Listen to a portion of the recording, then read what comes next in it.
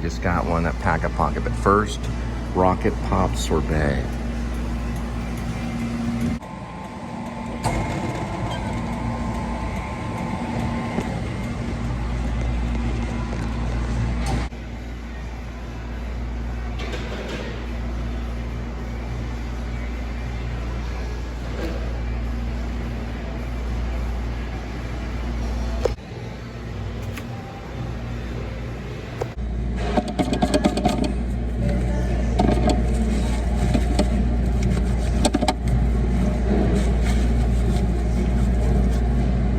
Okay, so it's best to probably just let the doctor thing just, slide by the wayside, not worry about it.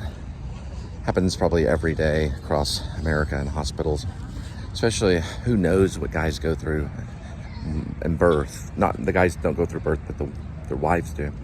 I was okay. I had a great birthing experience. My doctor was probably one of the best doctors in the nation when it came to special women having babies. My second wife, I'm not talking about Sarah, who was Sicilian and Irish descent. My second wife, Angel, she was English descent and Irish. I'm Irish, English, and a little bit of Apache. It was a great birthing experience for both of us. Now, his name is, I believe, Ron Livingston.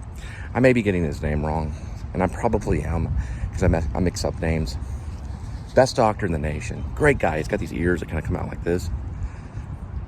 And he even held the camera one time when I cut the umbilical cord on the second baby, which is Lizzie, who is the one that looks exactly like me. Lizzie is funny. Probably not as funny as Gwendolyn, who's my third child, but Lizzie's funny. And she's beautiful. Now, David is intelligent. He might be an engineer of some sort.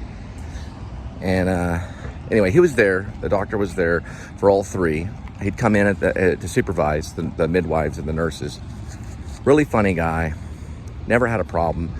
Always earnest. Always direct. Always nice. And he helped Angel after the third baby on some post-pregnancy stuff, because Angel suffered from postpartum. It's where your chemical get kind of imbalanced. Your chemicals get imbalanced because of the birthing, because of the labor and the pregnancy. It can happen to women, and they can get very sad. And that's when she ended up leaving. It happens. The doctor helped her with that, and I consider him the best doctor I've ever worked with. I've worked with some good bone doctors because of my ankle being broken. Those doctors were great too. We'll have to talk about that, maybe do a vlog. I broke my ankle at the age of 15 skateboarding. It was a spiral fracture that fractured the ankle, and the doctors there were just the greatest, They avoided surgery. They were able to set it back in place. And I spent 6 months in a cast and about a year in therapy. It was very painful. You ever seen Misery? Remember Paul's character? Remember the Dirty Bird nurse? Remember how she breaks his ankle? Very similar to that. Paul Sheldon. It's played by James Caan, I believe. Was that James Caan? Yeah, it was James Caan, I think. Yeah, it was James Caan from The Godfather. That's just crazy. I almost slipped. Let me move that out of the way. James Caan. This is like, what is this? Oh my God. This thing is like a piece of a car. It cuts you. Yeah, James Caan's great. Anyway, it was like that kind of break, and I've dealt with some great doctors. But Livingston, he's a genius, man. My wife was born with spina bifida. We talked about it throughout the whole pregnancy, especially the first one. She pushed for an hour with David, and we were able to get it out. I mean, get the baby out. Well, there's other stuff that comes out with it, like Vernex and everything, and the umbilical cord. All three babies came out smooth. David took an hour, Elizabeth 20 minutes, Gwendolyn 3 minutes tops. She just popped right out. I had a coffee in my hand. I went to go do a refill. She was already out, almost counting. Well, she wasn't counting, but she was smiling. But it was just a wonderful experience. Probably the best experience of my life, to be honest, all of that stuff. Loved it. Went to every single doctor visit. He was there with every one of our doctor visits. Best doctor in the world. And he'll always be a great doctor. Now, doctors do know a lot when it comes to women's health. So they do care. So this other guy, Alexander, that pushed me, he cared. But sometimes you can care too much when you're pushing someone. Ron, he never did anything but smile. He could only smile. He was a great guy, great doctor, and shook his hand many times. He's been in magazines. He's a little famous. He's kind of a famous actor. I'm sorry, doctor, not actor. He's a doctor. He's kind of famous. I knew that when I went to his office because he's on a many magazines holding babies. He's delivered so many babies. He knows everything about it. I would say, my opinion, and I don't know all the doctors, he's one of the top 10 best doctors in the world and should be given an honorary medal. Now, if I, of course, do continue to campaign with the New Liberty Party and we find a way to get it done, I'll definitely wrap that medal around his neck for being a great doctor. And that's going to happen whether, whether I make it or not. Doctors need to be praised. Excuse me. Many doctors have saved my life. I had staph infection when I was younger. I had some doctors save my life. Never had a doctor push me. Now, I've had some mental problems when I was, I think, early 20s, like 20 or 21. Right after I played Stanley Kowalski in Streetcar Named Desire, a few months after that, I'd gone into psychosis. I didn't know who I was. And there was some restraints and stuff, but we went through that for about 2 weeks, and I had to take some medicine, and all those doctors were great. I got one psychiatry doctor that I love. He's a great guy. He's from Ireland. Don't know his name. I forget names sometimes. But I would tell him, I say, man, this recovery of getting out of psychosis, I really do appreciate you, doctor. And I would like to give you a hug. I was still kind of crazy. He goes, Cole, I do drugs, not hugs. He gives out drugs. He was a psychiatry doctor. He worked with me for about a month. And then I went into outpatient rehab kind of thing and started to slowly remember who I was. I had a really bad breakup with a college peer when I was doing Streetcar and going into doing Heidi Chronicles, where I was going to play a doctor. I was going to play Peter in Heidi Chronicles. And that's when it all went down. But I lost kind of my identity and did not know who I was. Anyway, I got to go and pick up this food and drop it off at your doorstep. Last thing about this doctor thing in the ER, if the nurse would remain there, none of it would have happened. It's fair for this second nurse, or the first nurse, or whoever to be there present. And a nurse should always be in the room, or a witness, just for the sake of how the world works,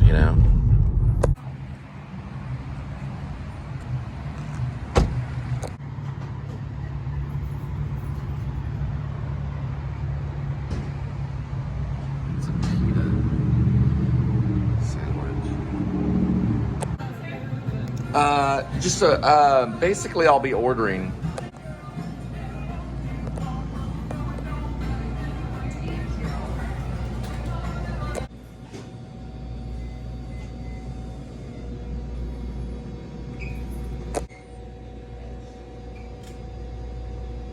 Just give me a second. You're doing these and the customer texts you or whatever and wants you to do extra purchases, they have to go through the app only.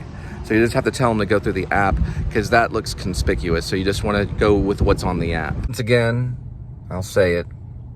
Kramer versus Kramer is a better story about divorce. Marriage Story. Stupid. Not good. It's the only Noah Baumbach film, I'll have to get his pronunciation later, that did not like and do not condone. Kramer versus Kramer, it's better. It's a better story. Both hard to watch.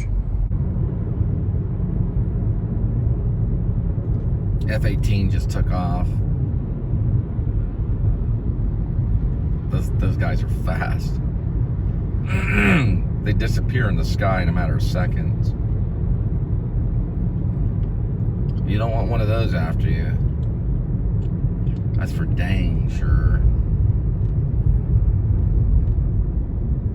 It's always scared me about war and aircraft. If you ever watched Desert Storm, it's a fan of the show. There he goes right there. Anyway, if you ever watch Desert Storm, these Kuwait, well, Desert Storm's on a movie, it should be, but it really happened. Desert Storm's a time of war. And Kuwait got attacked horribly by Iraq. And we didn't like it because, well, some of that was our oil. And we were defending Kuwait. So by the time we got there, all the soldiers had gone into Kuwait and assaulted and killed all the men and children and raped and plumaged the women in houses and did all their damage. Once we arrived with our Air Force and everybody got there, all the soldiers started to run away from Kuwait, the Iraqi soldiers. There's a long, long road. They call it Death Highway, or I call it Death Highway. They attempted to leave. This is biblical kind of stuff. We flew over and unloaded a tremendous amount of bombs and missiles onto their escaping vehicles, wiping them out and turning them into ash. The whole highway was on fire. They were not able to go back to Iraq. It was a message from the American government to say, if you're going to attack a small country and then you're going to try to run back home, we're going to prevent that attack, or we're going to prevent that escape, and we're going to prevent the next attack, or at least we're going to try. And then we have September 11th of 2001 in New York City. Firefly. Those guys are great.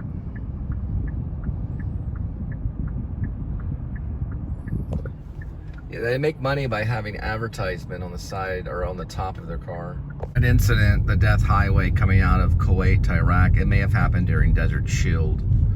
Regardless, it did happen. I think it was Desert Shield, and it turned into Desert Storm. George Bush Sr., father of George Bush W. George Bush. Yeah, it was hard to see that. It's hard to see all that stuff actually happen. But it's all recorded by the media. Some of them died trying to record it. Got too close. And it went on for days and days and days, the bombing of Iraq. Until we finally dragged Saddam Hussein out of it was almost like a sewer line or something similar. It was like he was in this concrete piping, hiding, almost in like a little, I guess you'd call it like a bomb shelter. It was a very like archaic bomb shelter. It was almost like a snake. And they pulled him out to be held for war crimes. And then they put him and got to putting him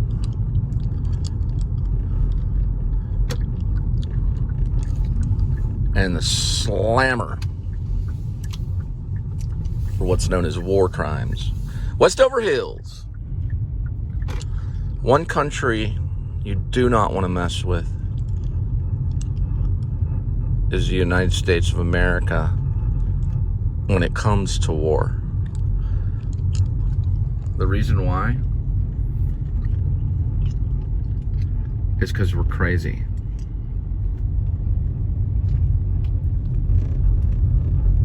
Because they didn't do anything wrong, really.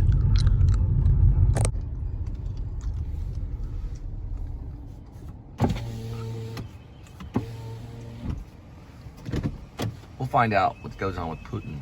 He owes me $1,500. Russia was called the Visa passport scam. take advantage of divorced men. Oh, I'll come to America and be your wife. Give me some money. That's not what she really said, though. She needed a visa and passport. It turned out she was part of a Russian telemarketing scam. She probably knew Bradley Cooper. But we'll find out that once Bradley Cooper's investigated. Hey, Bradley, how you doing? Where's your wife from?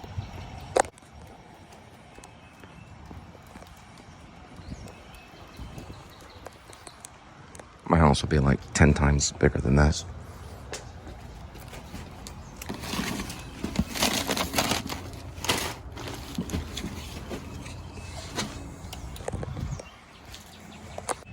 Run, Forrest, run. I changed it. Is it run Cole run or is it run Bradley run? Sorry. I love my kids. I hope you didn't do it. Because you go running to Russia, Sean Penn's not gonna like that.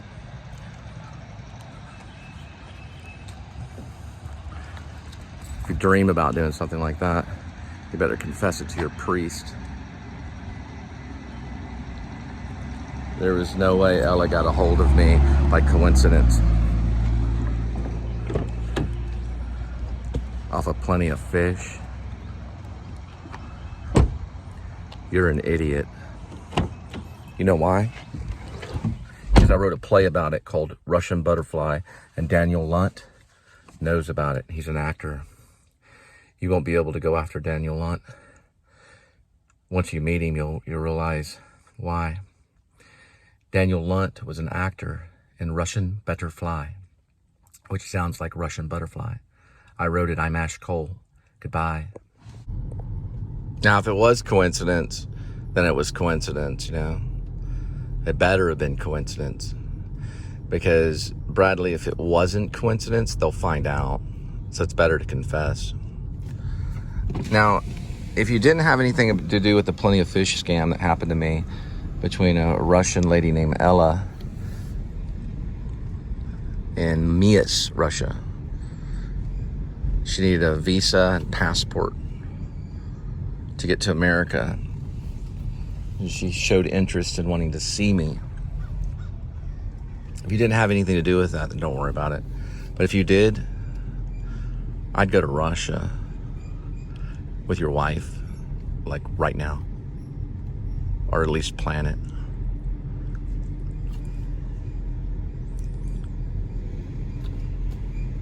I would. Lee Harvey Oswald did. It's a nice run, but you know, the thing is how could they prove it either way? With all the scamming going on the internet, Western Union has logs of that money. I have her name, her full name. She's from Minsk, Russia. She did call me from Moscow airport. The phone call is connected to this phone number. She called me in the middle of the night and said she needed another $2,000 to get through customs through the Moscow airport to come to America. I told her I cannot help you with that much. Then, shortly after that, I did research to find out the New York Times had published an article about the Visa passport scam, which was old. It was an old scam from 2008 or 2000. It was like 2000, who knows how old it was, 2004? It was an older scam. It wasn't a current scam that was going on. They'd already busted all those guys. You were using old information to try to take away valuable money that I had from my family and I, so you could profit even more. His name is Bradley Cooper. He played Chris Kyle. Clint Eastwood directed him. Clint Eastwood's crying right now. He also was in The Mule. He claims to be a method actor. He went to the Actor Studio, New School, University. James Lipton discovered him. He was in cohort 5, I believe. I was in cohort 8. You don't mess with God's children. You don't mess with special people, because they'll defend themselves. It's either Putin that owes me the $1,500 or you, Mr. Bradley Cooper. It's one of the two. Or maybe it's Ella. Maybe we can drag Ella out of her poor home. I talked to her for a little bit from Moscow Airport on the phone. She was in tears because she couldn't get through customs. She was never going to come here in the first place. And then she finally said she did. And I went to DFW Airport to pick her up near a car lot. Nobody was there. This really happened. You can find out through my GPS because I was an Uber driver at the time. She was being scammed, or she was working with scammers to try to get money off people. So what are the titles on it, Mr. Cooper? Mr. Bradley Cooper, movie star. Should I call it this? Let me think. Was Bradley Cooper behind the Plenty of Fish scam? Or Ella from Mias, Russia tried to scam $1,500 from me? Was that directed to Bradley Cooper or not? It's just an investigation. I think it's a good title. Might win you an Oscar. The play is called Rushin Better Fly. R-U-S-H-I-N. Better, B-E-T-T-E-R, Fly. F-L-Y. It's misspelled Russian Butterfly. It's a misspelling, because it's about a scam artist. Now, whether you were involved in it or not, probably not, but your heart was, because you don't share. You don't share any of what you got. You're one of those kids that have all the toys. You won't even give out one action figure. Is that what your dad taught you from Merrill Lynch?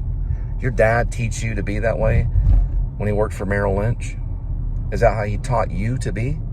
To not share anything? You're not Apollyon. You're just a man. You're just a person. Maybe you weren't behind it, but it's kind of conspicuous. Where's your wife from? Isn't she's from Russia? She's not from Russia, is she? I'm not claiming that you're like a communist or anything, but still, we're at war with Russia to a certain degree. Ukraine is. All of a sudden, I get all these emails from this woman named Ella from Plenty of Fish. She's in Mias, Russia. I have proof of it. I have all the emails. It's in the play, too. And I was hurt by myself. She wanted to know if she could get a visa and a passport so that she could leave Russia and come visit America. But she needed help because she was poor. She was suffering from poverty in Mias, Russia. She could be real. It'd have to be investigated. The only thing is, the person I talked to was crying over the phone and had somewhat of a Russian accent. I wonder who that was that called me and tried to get the other money from me. The little money that I had. Hope it wasn't someone you knew. All the way from Louisiana. Just to see how things work. It's probably not Bradley, but it sure looks like it. I was on Plenty of Fish for a while, and then I started getting all these messages from this lady named Ella. And she was just really interested and nice to meet me, and all these long messages and stuff, and that she lived in Mias. She had a grandma that was going in for surgery. She had this long story, and it just went on and on and on. So it could be legit. You got to watch the whole show. It's part of Rushin Better Fly. And now in Rushin Better Fly, she's actually scamming him for the money. She was never planning to come to America. She was pretending like she needed a visa. She was pretending like she needed a passport. Now, let's say if Bradley sent a message to his wife, who was from Russia, supposedly, and then she sent a message to someone that was on Plenty of Fish, or someone that she knew that was dating. And then that message got to me. Even though he was trying to be nice and do a matchmaking thing, it's kind of bad because I don't have the money that Bradley Cooper has. And there is a difference between what we do and what you do. You said there was zero difference at the Actor Studio when you were interviewed by James Lipton. You said there's zero difference between what I do and what you do. In the air that we breathe, there's zero difference. But in the money that we have, there's a major difference. If I put the number down on a piece of paper on how much money I have in my name, which is not a lot, and you put your number down right there with the little kind of initials that says social Darwinism right above it, and you put your big number down, there's going to be a difference between the amount of money that you have, Bradley Cooper, and the amount of money that I have. There is a difference. And when you do something like that, if you did, and it was investigated and they found out that that was the case, then you could get in trouble. But if you had nothing to do with it, and you didn't, this is like blind, like, what are you talking about? Then you could, you know, you wouldn't get in trouble. But let's say if your wife had something to do with it, and your wife got a hold of her, then you still could probably be at blame, but then it's going to go over to your wife because she's from Russia. See the difference? Now, if you hit me in the face and we get it on video, then you go in for assault. Turning kind of red, maybe a little white, fall in blue to the night, right? Fall in, boys, to the night. So it depends on what really happened. If it was coincidence, then someone from Mias, Russia just happened to get a hold of me. Wow, okay, this guy's from Texas. He lives in Irving. I'm from Mias, Russia. What a better setup. So there could be an investigation going on. Though there was a report with Irving Police Department when Angel left. And all those emails are dated. There better not be a connection, Bradley Cooper, between you and Ella from Mias, Russia. I can't pronounce her last name, but I have her name. It's in the emails. We have emails. So now you can't fund me. But you got what you wanted. It was a good run. Rushin Better Fly was published and given to the actors, and the reading was done on SoundCloud. James Lipton was still alive. And James Lipton and Bradley Cooper are mentioned in the play because that's part of my life. It's part of my life. I went to school at the New School University, Actor Studio Drama School. They're both mentioned. Ella, who is from Mias, Russia, her real emails are in that play. It's a true story. I just published it on Facebook. I use the real emails because I'm method. I use the real emails, but I didn't give the email address. I got basically scammed by a Russian female, supposedly from Mias, Russia. She was trying to get to America and wanted help. She needed a passport and she needed a visa. It's called the Visa Passport Scam, and it had been coming out of Russia like in early 2000s. They did a New York Times article about it that was published in the New York Times. It's all over the internet. The play is called Rushin Better Fly, as in R-U-S-H-I-N apostrophe, better, and then fly, which sounds very similar to Rushin Butterfly. Russian butterfly, yeah. It sounds very similar to Russian butterfly, but it's not Russian butterfly. It's Rushin Better Fly. Because it's about a guy that's rushing around and he doesn't have his life in order and he gets scammed, thinking that he's going to find his new wife from Russia. This guy, like, hauling this big trailer. Couldn't see him in the blind spot. He just gave me the big old finger. I can shoot an arrow too.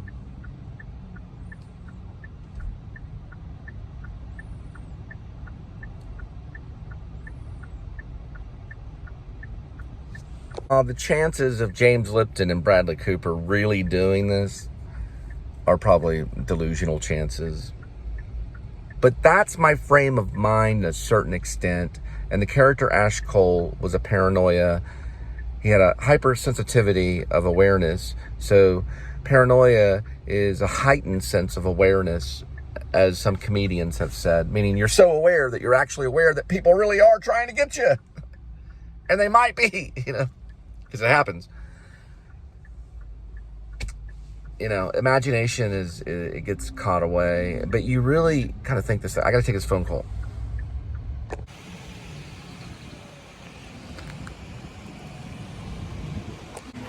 We have to go. The pizza's getting cold. You're right.